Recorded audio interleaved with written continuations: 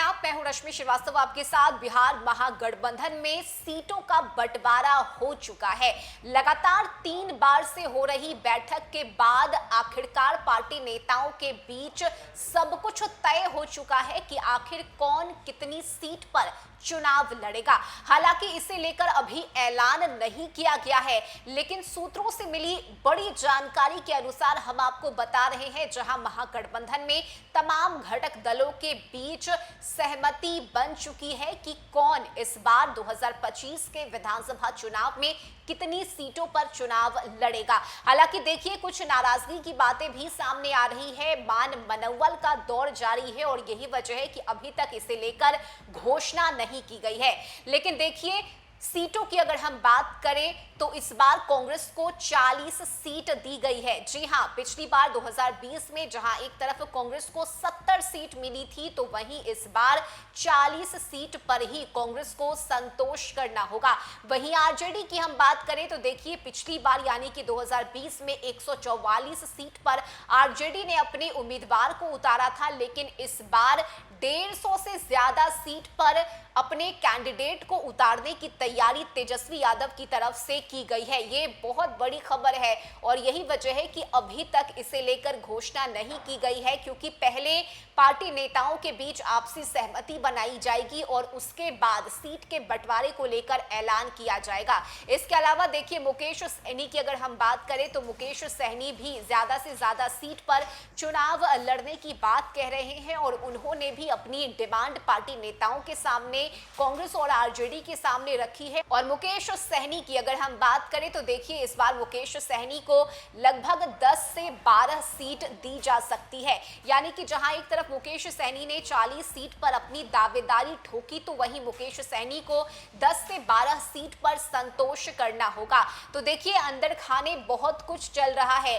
पहली बैठक महागठबंधन की 7 अप्रैल को हुई, उसके बाद 24 अप्रैल को, और अब 4 मई यानी कि बीते दिन महागठबंधन की बैठक हुई और इस बैठक के बाद कई पहलुओं पर चर्चा की गई है। और इस बार महागठबंधन नुकसान सहने की स्थिति में नहीं है और यही वजह है कि पार्टी नेताओं से लगातार बातचीत की जा रही है, आलाकमान से बातचीत की जा रही है। खासकर अगर हम आरजेडी की बात करें तो देखिए, अब एक बार फिर से लालू यादव पूरी तरह से एक्टिव होकर वापस आ चुके हैं। भले ही बिहार नहीं पहुंचे हो लालू यादव, लेकिन लगातार तेजस्वी यादव से लालू यादव संपर्क में है, उनसे बातचीत कर रहे हैं। फोन पर तमाम गतिविधि पर लालू यादव नजर बनाए हुए हैं और ये बहुत बड़ी खबर है। सूत्रों के हवाले से हम आपको बता रहे हैं, जहां इस बार कांग्रेस को 40 सीट पर संतोष करना होगा। हालांकि देखिए, कांग्रेस का साफ तौर से कहना है कि 70 सीट से कम पर हम नहीं मानेंगे और हमारी तैयारी पूरी 243 विधानसभा सीट पर है।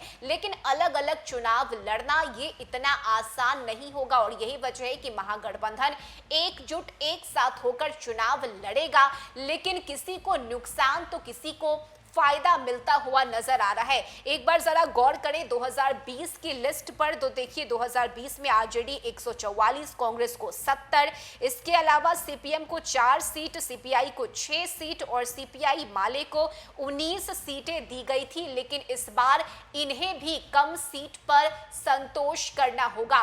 ज्यादा से ज्यादा सीट पर आरजेडी अपने उम्मीदवार को उतारने की तैयारी में है, क्योंकि आरजेडी को यह मालूम है कि बिहार में इस वक्त महागठबंधन में अगर कोई बिग बी की भूमिका में है तो वो सिर्फ और सिर्फ आरजेडी है।